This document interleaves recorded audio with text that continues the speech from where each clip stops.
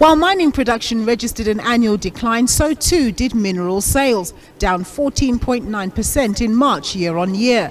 The mining sector has been grappling with poor logistics infrastructure as well as power challenges, which has impacted on the product volumes produced. One analyst says despite the challenges, the mining sector is quite nuanced with different performances seen in mining stocks. I think overall probably a lot better this year, but lots of nuances. For example, oil has been going up, but the likes of Sasol hasn't really been translating for them from a share price perspective.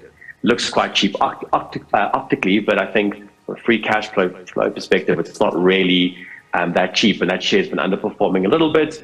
The PGMs have had quite a nice bounce, even though you've seen PGM prices being relatively flat. Gold has obviously been on a little bit of a tear lately on the back of interest rates in the States and global risk appetite and the likes. You've seen gold stocks go up.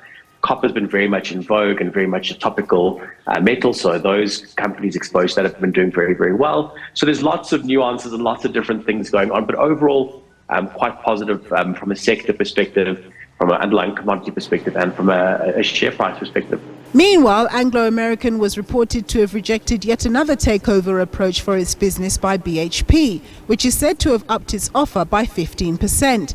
At the same time, Anglo announced to the market that it's set to reconfigure its business to focus more on its copper assets, which may call into question why they'd choose to be bought out in the first place. I think you'd need to have a very, very attractive offer for them to choose to sell.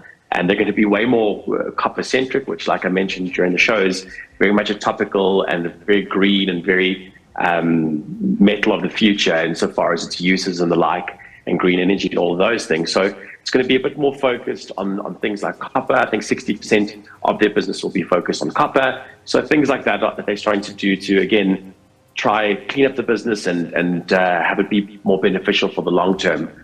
The decline in the mining production figures in March follows data showing a decrease in manufacturing production of 6.4% in the same month on an annual basis.